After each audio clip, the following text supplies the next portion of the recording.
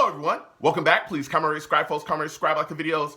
Also share the videos. I want to thank everyone that does like, watch, and share my videos. You folks are the absolute best. Listen, folks, there's a link to you down below. Has the links to all of my social media platforms. Please go down there, follow me across all my social media platforms, and talk to me because I talk back. Also down there as well as links to all of my YouTube pages. Please go down there, subscribe to all my YouTube pages, and turn on your notifications so when I post content, you folks will be in the know. Listen, folks, Tuesday at 7 p.m. Eastern. Tuesday at 7 p.m. Eastern, we'll be having a live radio show, all right? We're going to sit down and we're going to talk about this football team, everything that's been going on, the upcoming game, all of it. I take live callers, okay? Call in. I love going back and forth with you folks about this football team. So with that said and done and put to the side,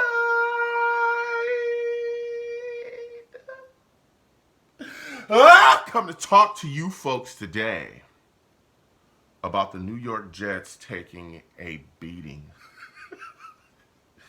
The Jets got destroyed by the Buffalo Bills, all right, 32-6. And Zach Wilson was benched, all right? We're going to be discussing this. Man, salute to the Savages that joined me. We watched the game together, had a live radio show after the game. If you haven't seen it, please go check that out. It's on the channel. Now, the game started off bad already, okay? Xavier Gipson was trying to return a kick, the opening kickoff, and he fumbled on the opening kickoff, giving the Bills the football deep in our territory. So that started off bad, and things just continued to spiral out of control. Now, the Jets defense was able to hold them to a field goal, but man, the offense just never got on track for the New York Jets, and we saw that just curtail anything that could possibly really go on in this game. Now, the Jets offense, I want to start with coaching, man. Listen, Sulla came out and talked about how guys, some guys were going to be taking a step up, and there were other guys because of issues, and there was going to be a roster shakeup along the offense because, guys basically needed to be held accountable for the egregious penalties and all that stuff, right? That was one thing. That didn't happen because all the guys that we talked about, Jeremy Ruckert was outsnapped by tight ends tonight. He was outsnapped by them. He wasn't like the guy that was out there consistently. He wasn't. What about Jason Brownlee? Remember, Jason Brownlee, we're going to see him. We didn't get anything from him. No catches, no nothing. Right? Izzy Anabanakanda. We got rid of Michael Carter. Dalvin Cook is running like he's in molasses. Now we're going to see Izzy and Breece. It's going to be, the smash and dash with Izzy and Breece. Izzy didn't really get the ball in his hands until like garbage time. The game was over. He didn't get anything. He was outsnapped by Dalvin Cook as well. So it's like, bro, what are you guys doing? Like, what are y'all doing? What is happening here, right? Nathaniel Hackett's play calling is awful. It's so bad. And I don't exactly know what he's doing in his personnel groupage.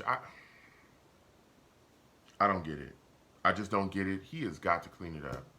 The offensive line, bad, right? And we took a severe hit against the Bills. Mekhi Becton was rolled up on, all right, after Zach Wilson was sacked. Mind you, Dalvin Cook let a guy just run right past him and blast Zach Wilson. Mekhi ended up getting rolled up on. They cart him off, and according to the reports, as of right now, okay, the reports are that Mekhi Becton has a high ankle sprain. He's going to get an MRI, and I'm very sure that the results will come out extremely soon, right? And we'll know for sure what's going on. But as of right now, it is believed that Mekhi Becton has a high ankle sprain, which, I guess is the best thing that can come from that of sorts because it looked like it could have been way worse. So he's out probably maybe 4 to 6 weeks. Again, high ankle sprains tend to linger as well, so we'll see what happens going forward. But it looks like he's going to be missing at least 4 to 6 weeks. So that's another different change we're going to have to make at left tackle. Keep in mind, Mekhi Becton was our best offensive lineman playing this season, okay? And he's one of the top tackles in the league. We'll see what happens going forward with him. Now, keep in mind the New York Jets offensive line stunk outside of Becton, stunk all night. We've had 14 different offensive linemen. We've had 8 different offensive line combinations.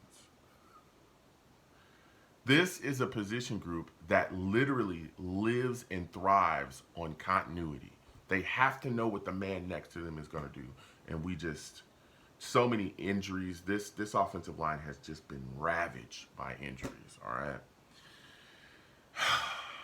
The running game is non existent for the New York Jets. Brees Hall had 23 yards rushing. I'll tell you what, Brees Hall was like the only guy that was consistently alive, okay? He actually had our lone touchdown. He had like 50 something yards in the receiving game. Brees Hall had 23 yards rushing on the day. Our second leading rusher was Zach Wilson with 15. Speaking of that touchdown by Brees Hall, the offense was so bad on the night, right? I think they were 0 for 11 on third downs. The offense was so bad that literally that drive for the touchdown was sparked by a fake punt play where Morstead was able to, catch the snap, drop back, and throw a ball to a guy. That kept that drive alive. We get the touchdown, and then for some reason they tried for a 2-point conversion. That didn't go.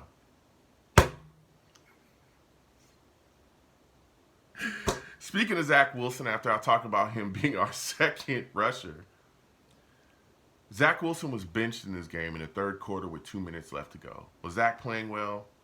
Not really, right? But neither was nothing else along the offense was going well either. Tim Boyle stepped in, and he didn't look that great. Now, keep in mind, all right, Tim Boyle, of course, didn't have like the first string snaps coming into the week or nothing like that. So we'll see what happens going forward with Zach Wilson. I don't know if Robert Saleh is going to go back to him. And according to the rumors that are swirling, right? According to the rumors that are swirling around, Tim Boyle will start on Black Friday for the New York Jets at quarterback. And we're going to see, because this is a short week. And, man, this season is spiraling, and this offense has got to get some type of spark or jumped at some point. It's got to get rolling. So Zach has been benched. We'll see what happens going forward with that situation, and if they actually go forward with Tim Boyle as the New York Jets starting quarterback. Now, defense. The defense gave up 32 points, okay? But listen here, this defense fought. They fought hard, man.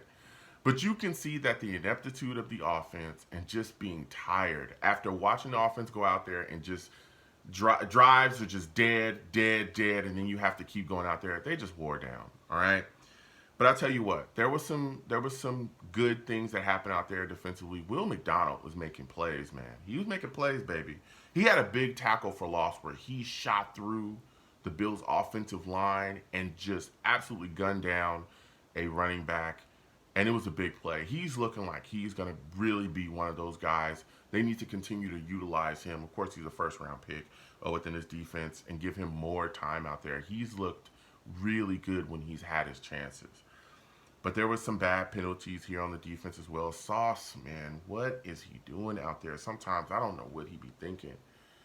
He had a pass interference penalty in the end zone. I think it was against Diggs. I'm not sure. I can't really remember. But he grabbed the wide receiver all around his neck and was spinning him around. It was an easy flag to throw. And then he had another unnecessary roughness penalty that was just ridiculous. He had another flag where Stephon Diggs caught the ball.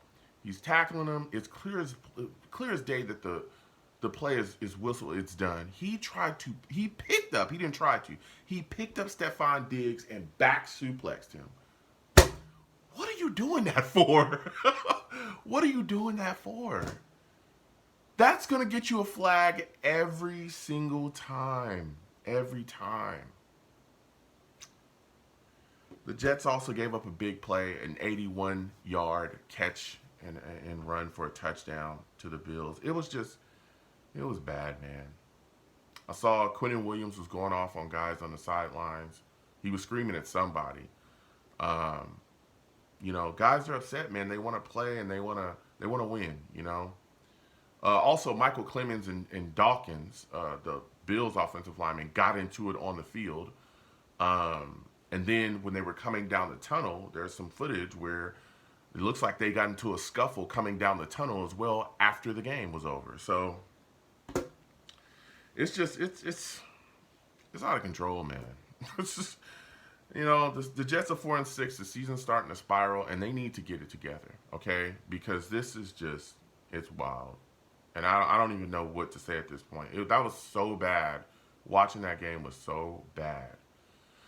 Comment down below. Let me know what you folks think. How do you folks feel about Zach Wilson being benched? What are your thoughts about the ineptitude of the Jets offense? What are your thoughts about the issues along our coaching?